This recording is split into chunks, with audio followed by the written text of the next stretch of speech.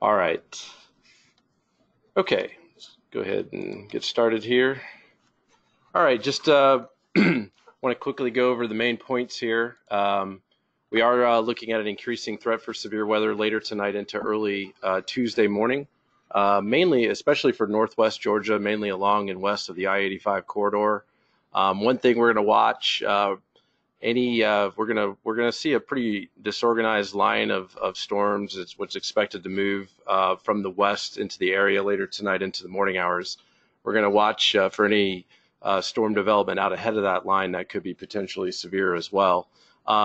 Beyond the west of I-85 area in northwest Georgia, looks like a localized threat of severe weather will persist through the mid to late morning hours into the afternoon hours tomorrow for the remainder of the area. So we don't want to discount that, although our primary focus right now initially for the best chance to see any severe weather is going to be across northwest Georgia and north central Georgia at this time.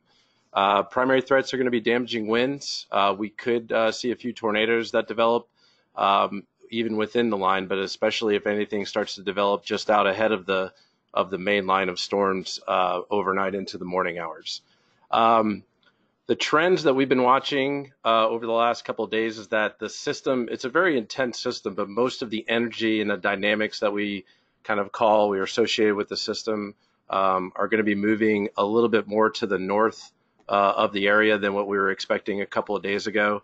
We're also kind of wondering how much instability that warm, moist air from the Gulf is going to get up here as everything sort of comes together later tonight. So overall, over the last couple of days, the where things are coming together is not looking as impressive as it did a couple of days ago for our area, fortunately.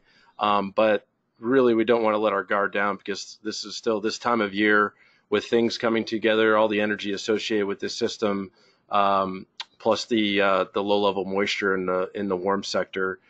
Still sets the stage for severe weather across the area. So with that, we'll go ahead and move forward. Let's see here.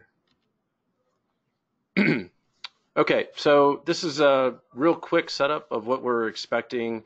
Right now, this is kind of a late morning water vapor imagery. What we're looking at is an upper level area of low pressure over Nebraska, north central Kansas, that's going to be digging kind of to the east-southeast. As this occurs, there's going to be a surface low that starts to deepen and strengthen over northern Louisiana, eastern Arkansas. And that area of yellow where I have the thunderstorm icons, that's where we anticipate storms to develop and become more widespread later today into this evening. There's already a few storms that are starting to pop up over eastern Arkansas. Look for this area to expand to the east over the next 6 to 9 hours. So as all this activity gets going to our west along the Mississippi River, this is what we'll have to watch overnight tonight into the morning hours tomorrow as the whole entire storm system and front pushes to the east. So that's kind of the main setup at this point.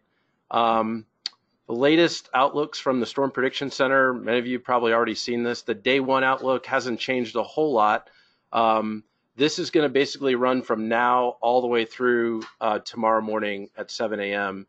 And then the day two outlook from SPC starts about 7 a.m. tomorrow and runs through the day tomorrow. So you can see much of northwest Georgia is in that marginal to slight risk for seeing severe weather. This is going to be for later on tonight into the early morning hours tomorrow. And then during the day tomorrow, the axis of severe sort of shifts to the south and east. We're only in a marginal risk for much of northeast and central Georgia for tomorrow. And that's mainly because we really sort of lose that low-level wind shear component. The instability is there, but the main energy and lift that's associated with the system starts to move well to our north during the day tomorrow. So you're not necessarily out of the woods if you're in Columbus, Macon, or Athens tomorrow afternoon, but the potential of seeing everything kind of come together for like a widespread event is lower down there for tomorrow. But nonetheless, if you look at the day one, which includes tonight into the early morning hours, those of you that are in northwest Georgia would definitely have to be on the lookout for from severe weather later on. So, all right, moving forward. We have This is just a threat level index with confidence. Right now, we're looking at the primary threats, again, with the storms mentioned earlier, to be damaging winds, but we can't rule out some tornadoes with this, given the low-level wind shear that's coming in with this system. Right now, confidence, I'd put it at about between a 3 and a 4 as far as with respect to timing, potential impacts with this system. Again, our focus for seeing the highest threat for any severe weather is going to be over northwest Georgia, but that doesn't rule out anything occurring to the south and east through the day tomorrow. All right, and here is the timing. Just put a quick graphic together looking at overnight tonight, basically as early as about 4 a.m. through about 9 to 10 o'clock in the morning, a good chunk of northwest and north central Georgia, basically between about Rome and Atlanta. That's when we expect the impacts to move through that area. And then basically the storms and the line is going to start to move to the south and east through the morning hours. So Atlanta Metro up towards Athens, Banks County, that area, looking anywhere between about 7 o'clock in the morning to about midday. And then everything kind of shifts to the south and east. Now, south of Atlanta and east of Atlanta, down towards Columbus, Macon, west of Augusta area, those areas got a bigger range of getting impacted, only because we might see some scattered thunderstorm activity develop ahead of the line during the late morning, early afternoon hours.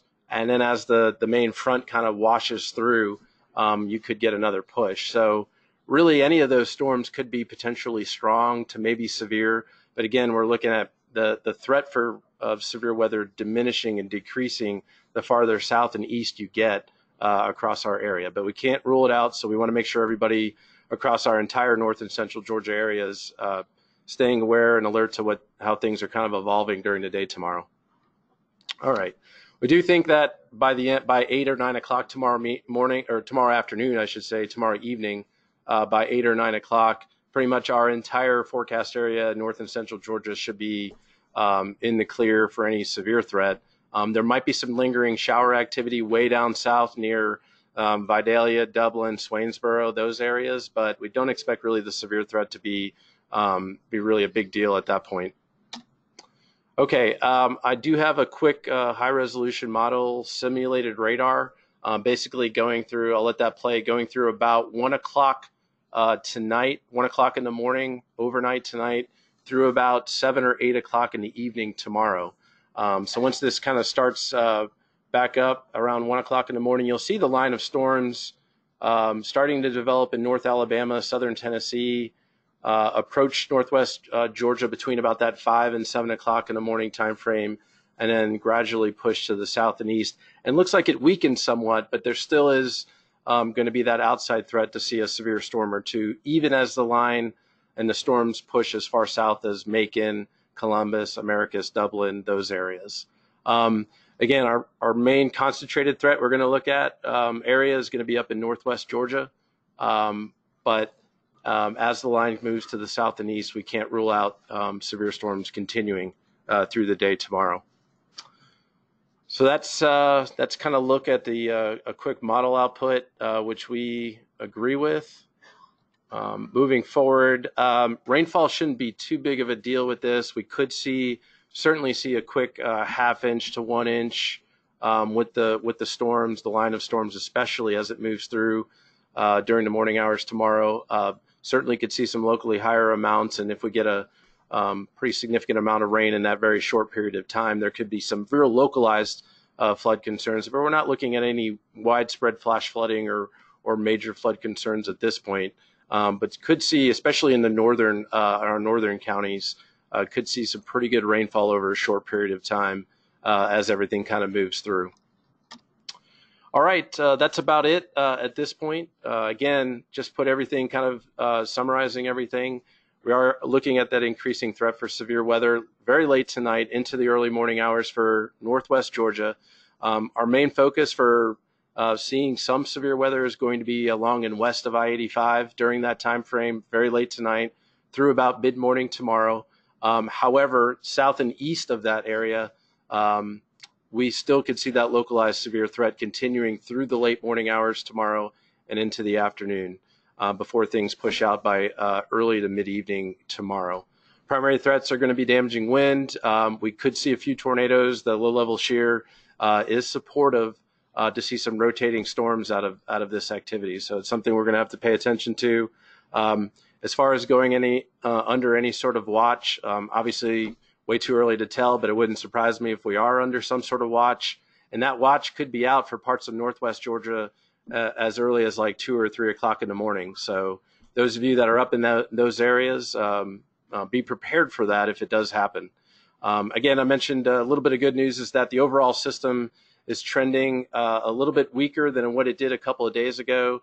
Certainly going to, the main threats for severe weather are more to the north and west, but still going to spill across parts of our area very late tonight and through the day tomorrow. So don't let your guard down today or tonight or into tomorrow. And we'll continue to keep everybody updated. We don't have any formal briefing planned between now and tomorrow morning at this point. What we'd like to do is probably continue to send a quick email update either later today, this evening, or definitely tomorrow morning to make sure if there's any changes, significant impacts or changes to the forecast, you guys are aware of what's happening. So with that, I'll open it up to any questions that anybody has through the GoToMeeting program. Those of you that are on the conference call line, I can unmute your line if you have any questions. We're certainly going to be here all day and through the night, so you can connect with us through chat or through the phones. And yeah, we hope everybody has a safe rest of the day and a safe overnight.